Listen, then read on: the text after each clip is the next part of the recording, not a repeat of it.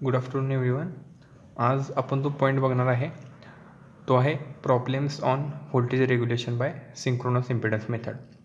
Last लेक्चरला आपण synchronous impedance method ही मेथड आपण स्टडी केलेली आहे व्होल्टेज रेग्युलेशन फाइंड आउट करण्यासाठी, अल्टरनेटरचं व्होल्टेज रेग्युलेशन फाइंड आउट करण्यासाठी. सो आपण त्याच मेथडवरती बेस्ड प्रॉब्लेम आज आपण स्टडी करणार आहे. सो सॅम्पलसाठी मी तुम्हाला आज एक प्रॉब्लेम सॉल्व करून दाखवणार आहे. तो प्रॉब्लेम सॉल्व करत असताना त्यासाठी तुम्हाला ग्राफ पेपर तुमच्याजवळ ठेवायची गरज आहे, कारण ग्राफ पेपरवरती आपण पहिल्यांदा व्हॅल्यू प्लॉट करणार आहे आणि नंतर त्या ग्राफ पेपरच्या रेफरन्सनी पुढचा प्रॉब्लेम जो आहे तो सॉल्व करणार आहे. ओके, सो फर्स्ट प्रॉब्लेम जो असणार आहे voltage regulation by synchronous impedance method, तो असा असेल.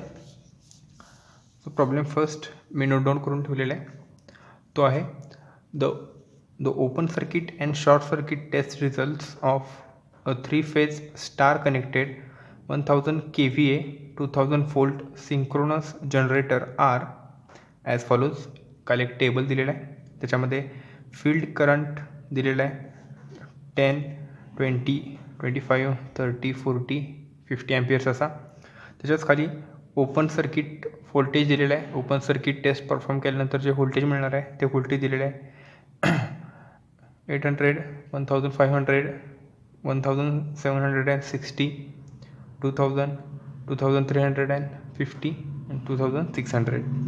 अँड नेक्स्ट त्याच्या खाली शॉर्ट सर्किट करंट दिलेला आहे, म्हणजे शॉर्ट सर्किट टेस्ट परफॉर्म केल्यानंतर तो मिळणारा करंट आहे तो दिलेला आहे.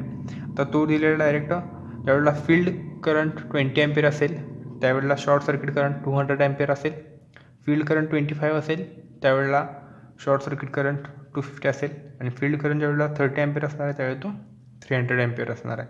सो असा शॉर्ट सर्किट आणि ओपन सर्किट ह्या दोन टेस्टसाठी मिळणारा डाटा जो आहे तो दिलेला आहे आणि तो एका सेम फील्ड करंटसाठी दिलेला आहे. नेक्स्ट प्रॉब्लेममध्ये पुढे दिलेला आहे the armature effective resistance is 0.2 ohm per phase. म्हणजे आर्मेचर रेजिस्टन्स दिलेला आहे. Draw the characteristics curve and estimate the full load percentage regulation at 0.8 power factor lagging and leading. Okay, so प्रॉब्लेममध्ये आर्मेचर रेजिस्टन्स दिलेला आहे. तुम्हाला ह्या वरचा जो टेबल दिलेला आहे या टेबलवरून तुम्हाला कॅरेक्टरिस्टिक ड्रॉ करायचे आहेत. ओपन सर्किट टेस्टची कॅरेक्टरिस्टिक आणि शॉर्ट सर्किट टेस्टची कॅरेक्टरिस्टिक. आणखी त्यांनी फाइंड आउट करायला सांगितलेलं आहे estimate the full load percentage regulation, म्हणजे तुम्हाला व्होल्टेज रेग्युलेशन फाइंड आउट करण्यासाठी विचारलेलं आहे ॲट 0.8 पॉवर फॅक्टर लॅगिंग. म्हणजे ज्यावेळेला पॉवर फॅक्टर 0.8 लॅगिंग असेल त्यावेळेला आपल्याला एकदा व्होल्टेज रेग्युलेशन फाइंड आउट करायला लागेल. आणि सेकंड कंडिशनला ज्यावेळेला पॉवर फॅक्टर 0.8 लीडिंग असेल त्यावेळेला त्याचं रेग्युलेशन किती असणार आहे ते आपल्याला फाइंड आउट करायचं आहे. सो दोन वेगवेगळ्या पॉवर फॅक्टरसाठी आपल्याला अल्टरनेटरचं व्होल्टेज रेग्युलेशन फाइंड आउट करायचं आहे. ठीक आहे, सो फर्स्ट प्रॉब्लेम सॉल्व करायच्या अगोदर आपण गिवन डेटा जो आहे तो नोट डाऊन करून घेऊया. सो याच्यामध्ये गिवन काय काय दिलेलं आहे बघा. द OC आणि AC test results of 3-phase star connected alternator KR किती दिलेलं आहे तर 1000 kVA असं दिलेलं आहे. तर kVA हे जे असणार आहे हे अल्टरनेटरचं पॉवर रेटिंग असणार आहे. ओके, सो जो अल्टरनेटर जो आहे तो 3-phase स्टार कनेक्टेड आहे आणि त्याचं रेटिंग किती दिलेलं आहे 1000 kVA, म्हणजे थोडक्यात त्याची पॉवर जी असणार आहे ती दिलेली आहे. सो आपण इथं नोट डाऊन करून घेणार P is equals to 1000 kVA. The next 2000 volts दिलेलं आहे, म्हणजे त्या अल्टरनेटरचा टर्मिनल व्होल्टेज दिलेलं आहे, आउटपुट व्होल्टेज, त्याला आपण लाईन व्होल्टेज असंही म्हणतो. तो ते हे आपण नोट डाऊन करून घेणार VL line voltage is equals to 2000 volts.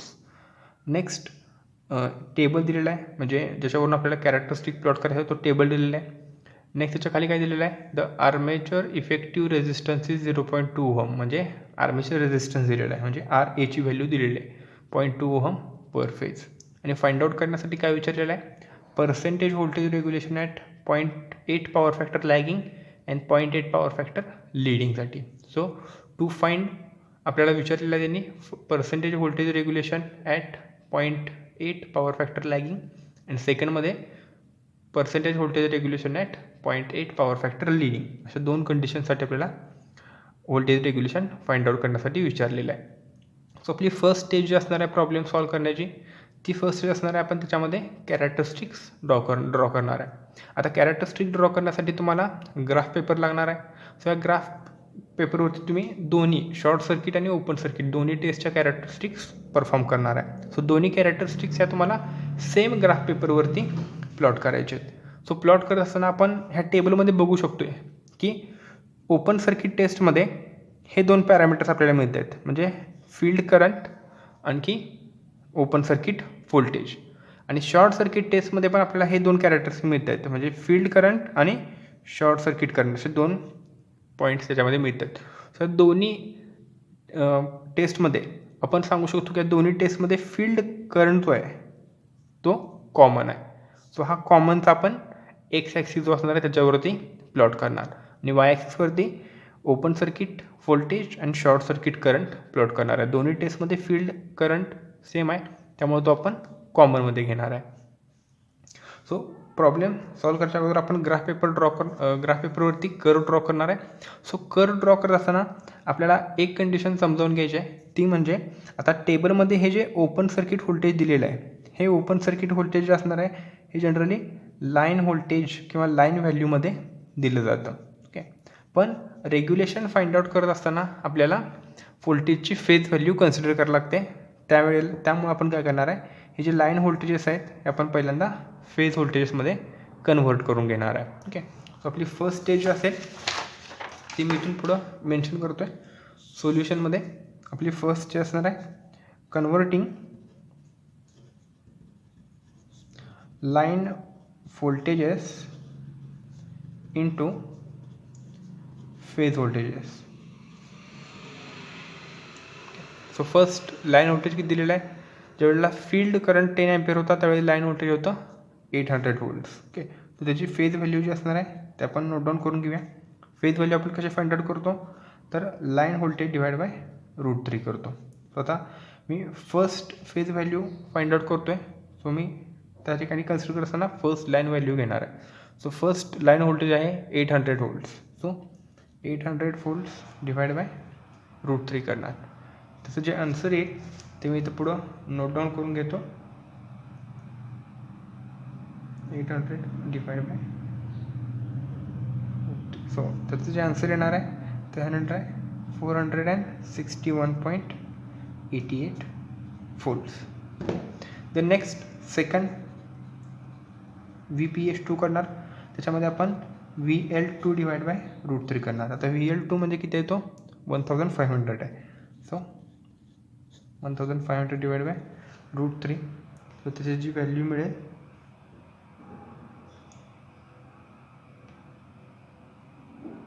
ती असेल 866.02 व्होल्ट्स. ही त्याची सेकंडची फेज व्हॅल्यू मिळाली आपल्याला. सिमिलरली आपण थर्डची जी फेज व्हॅल्यू असणार आहे ती फाइंड आउट करणार.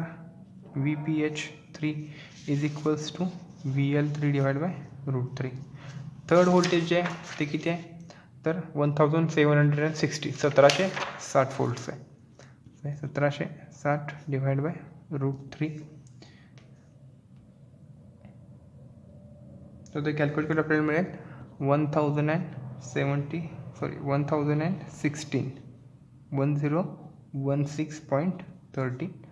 व्होल्ट्स. नेक्स्ट VPH4 असणार आहे VL4 डिवाइड बाय √3. VL4 जो दिलेला आहे तो आहे 2000 व्होल्ट्स डिवाइड बाय √3 दिलेला आहे. 2000 आहे, 2350 आणि 2600. सो त्याची व्हॅल्यू मिळेल, त्याची जी व्हॅल्यू असेल ती कॅल्क्युलेट करूया.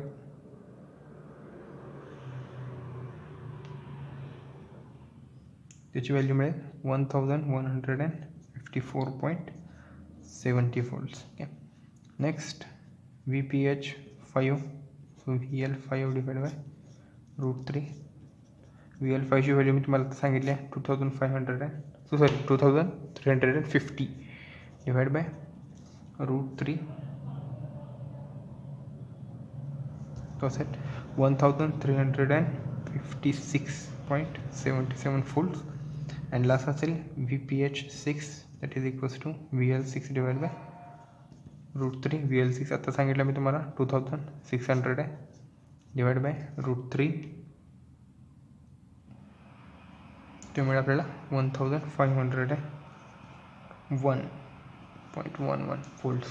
आता ह्या व्होल्टेजच्या व्हॅल्यू आपल्याला मिळालेल्या आहेत. सो आता आपण ग्राफमध्ये प्लॉट करत असताना ह्या व्हॅल्यूज प्लॉट करणार. फेज व्हॅल्यूज 461.88, 866.02, 1016.13, 1154.17, 1356.77 आणि 1501.11 ह्या व्हॅल्यू आपण ग्राफ पेपरमध्ये आता प्लॉट करणार आहे. बाकीच्या ह्या ज्या व्हॅल्यू असणार आहेत फील्ड करंटच्या त्या व्हॅल्यू आपण आहे अशा घेणार 10, 20, 25. व्होल्टेजच्या व्हॅल्यू ज्या आहेत त्या आपण डायरेक्ट न घेता ह्या कन्वर्ट केलेल्या व्हॅल्यूज त्यामध्ये कन्सिडर करणार आहे. आणि शॉर्ट सर्किट करंटची व्हॅल्यू पण आपण आहे अशी मेन्शन करणार आहे. आता ग्राफ पेपरवरती मी तुम्हाला सांगितलं की आपल्याला एकाच ग्राफवरती दोन्ही कॅरेक्टरिस्टिक प्लॉट करायचे आहेत. सो त्यासाठी आपण ग्राफ पेपरवरती असे ॲक्सिस मार्क करणार आहे. एक कॉमन आपला एक्स ॲक्सिस असेल आणि आपण 2 वाय ॲक्सिस घेणार 2 वेगवेगळ्या पॅरामीटरसाठी. ओके, सो एक्स ॲक्सिसवरती जो कॉमन फॅक्टर तो आपण घेणार तो असेल फील्ड करंट. तुम्ही इथे दाखवतोय IF नी. नेक्स्ट एका ॲक्सिसवरती आपण ओपन सर्किट व्होल्टेज घेणार. Open circuit voltage. आणि सेकंड ॲक्सिसवरती आपण घेणार शॉर्ट सर्किट करंट.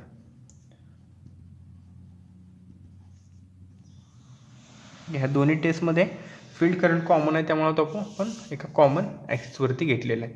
सो आता आपल्याला फील्ड करंटच्या व्हॅल्यू ज्या आहेत टेबलमध्ये दिलेल्या त्या कशात बघा 10, 20, 25, 30, 40 आणि 50. सो आपण जर 10च्या स्केलमध्ये घेतलं तरी सफिशियंट आपणली ड्रॉ करू शकतो. सो इथं मी एका सेंटीमीटरसाठी 10 ॲम्पियर एवढा करंट घेतो आहे. तो 10, 20, 30, 40, 50 किंवा तुम्ही 5च्या स्केलवरती घेतल्या तरी चालू शकतात. म्हणजे 1 सेंटीमीटर इक्वल्स टू 5 ॲम्पियर याप्रमाणे. ओके, सो आपण 5 ॲम्पियरनी घेऊन बघूया. हा ग्राफ थोडा लहान होतो आहे त्यामुळे मी स्केल आहे ते थोडं वाढवतो. म्हणजे 1 centimetre is equals to 5 ampere घेतो. सो 5 फर्स्ट 5 असेल तर 10, नेक्स्ट 15, नेक्स्ट 20, 25, 30, 35, 40, 45, 50.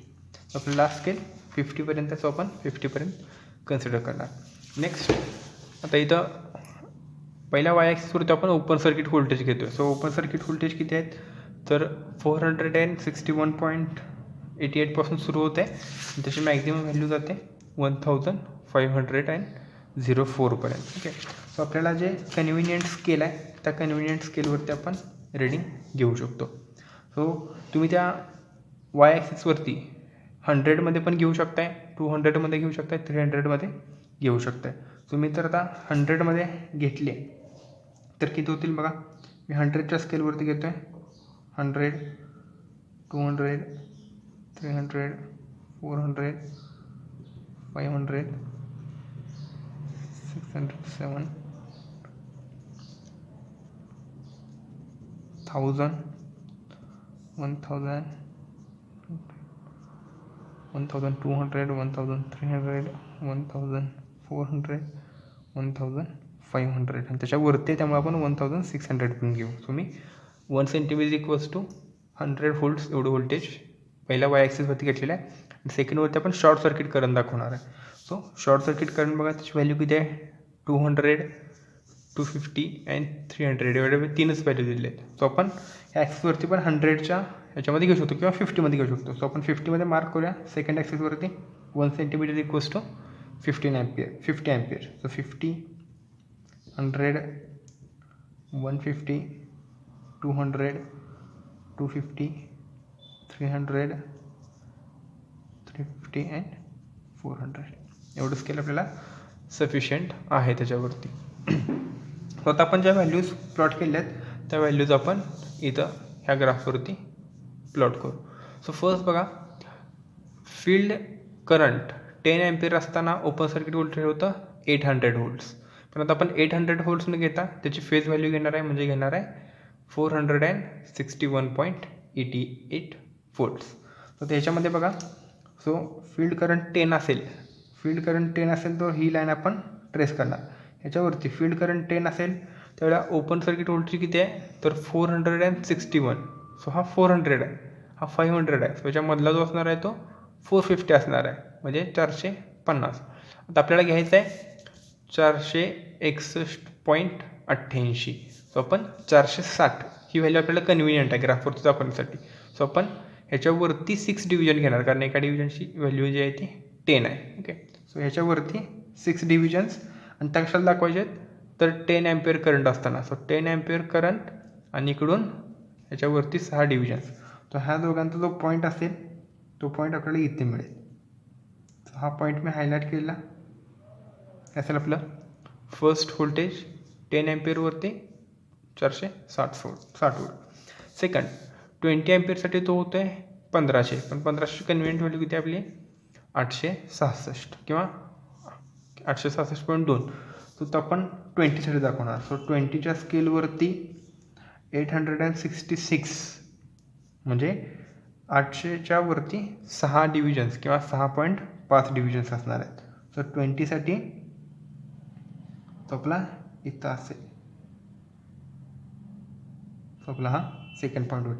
सो इकडून करंट आणि इकडून व्होल्टेज या दोघांचं इंटरसेक्शन जिथं होईल त्या ठिकाणी हा पॉईंट मार्क करायचा. सिमिलरली 25साठी होतो आहे 1760, पण आपण त्याची कन्व्हिनियंट व्हॅल्यू किती बघितलेली आहे, त्याची फेज व्हॅल्यू बघितलेली आहे आपण 1016.30. ओके, सो ती व्हॅल्यू आपण इथं प्लॉट करूया. सो 25साठी 1016. सो हा 1000 त्याच्यावरती 16 म्हणजे 1.5 डिव्हिजन. सो हा पॉईंट मिळेल.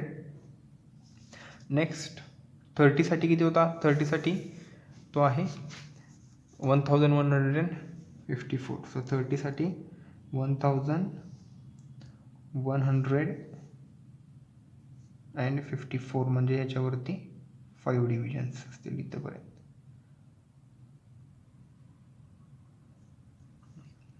द नेक्स्ट पुढं 40साठी होता. 40साठी येणार आहे तो, म्हणजे ह्याच व्हॅल्यू आपण बघतो, ह्या फील्ड करंटची व्हॅल्यू आपण आहे अशा पुढं नोट डाऊन करून घेतो आहे.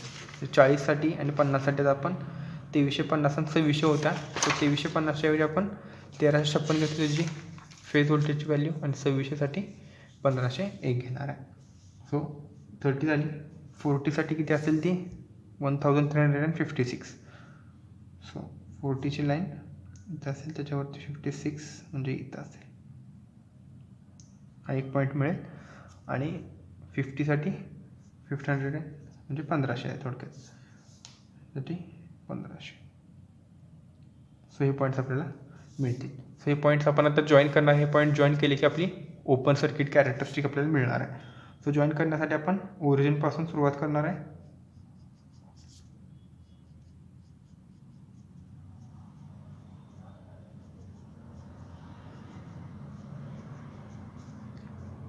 जी कॅरेक्टरिस्टिक मिळेल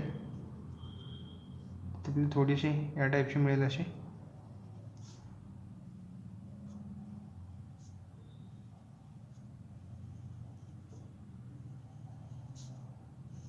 ओके, या टाईपची कॅरेक्टरिस्टिक मिळेल. सो याला आपण म्हणणार open circuit characteristic OCC. Okay, आता नेक्स्ट शॉर्ट सर्किटची ड्रॉ करायचे. शॉर्ट सर्किटचा टेबल आपल्याला इथे दिलेला आहे. आता शॉर्ट सर्किटसाठी बघा, करंट 10 अँपिअर असताना शॉर्ट सर्किट करंट नाही. ओके, सो 10साठी 0च आहे. 20साठी किती आहे तो 200 आहे. सो 20साठी आता आतल्या स्केल बघायचा, आतली जी लाईन आहे ती आपली शॉर्ट सर्किटची आहे. सो ह्या लाईनवरती आता 200 बघायचा. सो 20साठी 200 आहे, म्हणजे तो इथं आहे 20, इथून 20 आणि इकडून 200, हा पॉईंट आपल्याला मिळेल. नेक्स्ट 25साठी आहे तो 250. सो 25साठी 250 म्हणजे तो इथं आहे, इकडून 25 आणि इकडून 250. नेक्स्ट 30साठी आहे 300. 30 आणि इकडून 300. सो हे 3 पॉईंट्स आपल्याला मिळतील. आता आपण पॉईंट स्टडी करत असताना बघितलेलं आहे की ओपन सर्किट कॅरेक्टरिस्टिक कशी असते, तर straight line passing through the origin अशी त्याची कॅरेक्टरिस्टिक असणार आहे. सो आपल्याला इथे स्ट्रेट लाईन मिळेल ती स्ट्रेट लाईन जी असणार आहे ती ओरिजिनमधून पास झाली पाहिजे. सो या ठिकाणी आपण ती लाईन जॉईन करून घेणार.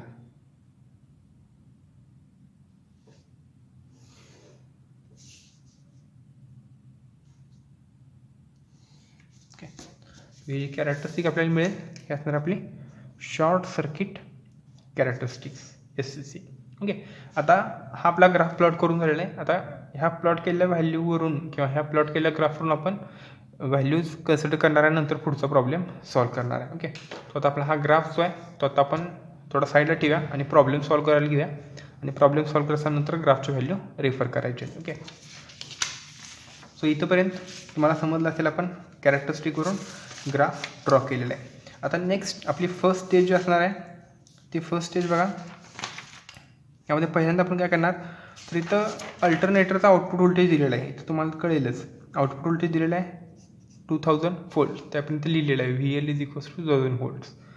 पण आपल्याला रेग्युलेशन कॅल्क्युलेट करत असताना त्या ठिकाणी आपल्याला फेज व्हॅल्यू घ्यायला लागते. सो हे लाईन व्होल्टेज जे आहे ते आपण फेज व्होल्टेजमध्ये कन्वर्ट करून घेणार. ओके, ॲक्च्युली हे फेज व्होल्टेजमध्ये कन्वर्ट करून घेणार आहे. सो फर्स्ट स्टेजमध्ये आपण करणार VPH = तो असेल VL/√3. फेज व्होल्टेजमध्ये कन्वर्जन करतो आहे आपण. सो VL दिलेला आहे 2000 volts/√3. सो 2000/√3 केल्यानंतर आपल्याला जी व्हॅल्यू मिळेल ते आपण आत्ताच बघितलेली आहे, कॅल्क्युलेट पण केलेलं आहे. ते असणार आहे 1156.7 volts. ओके, सो हे जे व्होल्टेज आहे हे आपलं असणार आहे व्होल्टेज पर फेज, म्हणजे फेज व्होल्टेज. हे व्होल्टेज आपल्याला रेग्युलेशन कॅल्क्युलेट करताना लागणार आहे. द नेक्स्ट सेकंड आता आपल्याला त्यांनी काय दिलेलं आहे, पॉवर दिलेली आहे. ओके, पॉवर दिलेलं आहे. आणि आपण रेग्युलेशन फाइंड आउट करत असताना आपण बघतो की आपल्याला 2 व्होल्टेजेस लागतात. एक म्हणजे नो लोड व्होल्टेज एक लागतं, आणखी एक फुल लोड व्होल्टेज एक लागतं. नो लोड व्होल्टेज आपल्याला माहिती आहे, ज्यावेळेला अल्टरनेटरला लोड नसेल त्यावेळेला त्याला आपण नो लोड व्होल्टेज म्हणणार आहे. आणि सेकंड असणार आहे फुल लोड व्होल्टेज. आता फुल लोड व्होल्टेज म्हणजे काय, तर अल्टरनेटरवरती फुल लोड असेल त्यावेळेला. पण आता आपल्याला समजेल कसं की अल्टरनेटरवरती फुल लोड आहे. सो त्यासाठी आपण पहिल्यांदा अल्टरनेटरचा फुल लोड करंट किती आहे तो कॅल्क्युलेट करणार. फॉर एक्झाम्पल अल्टरनेटरचा फुल लोड करंट जर 200 अँपिअर आला तर त्याचं मिनिंग काय असणार आहे, ज्या लोडला अल्टरनेटरमधून 200 अँपिअर करंट फ्लो होईल तो लोड म्हणजे त्याचा फुल लोड असणार आहे. ओके, सो अल्टरनेटर हा फुल लोड कंडिशनला आहे की हाफ लोड कंडिशनला आहे हे आपण कशावरून कॅल्क्युलेट करणार, तर त्या अल्टरनेटरच्या फुल लोड करंटवरून. फुल लोड करंटची जेवढी व्हॅल्यू आहे तेवढा करंट जर अल्टरनेटरमधून फ्लो होत असेल तर तो फुल लोड कंडिशनला असणार आहे. किंवा फुल लोड करंटची जेवढी व्हॅल्यू आहे त्याच्या हाफ व्हॅल्यूचा करंट जर अल्टरनेटरमधून फ्लो झाला तर तो अल्टरनेटर हाफ लोड कंडिशनला असणार आहे. ओके, सो आपल्याला फुल लोड पहिल्यांदा करंट जो आहे तो कॅल्क्युलेट करायला लागणार आहे. आपल्याकडे पॉवर दिलेले आहे. सो पॉवरच्या फॉर्म्युलाचा यूज करून आपण करंट कॅल्क्युलेट करू शकतो.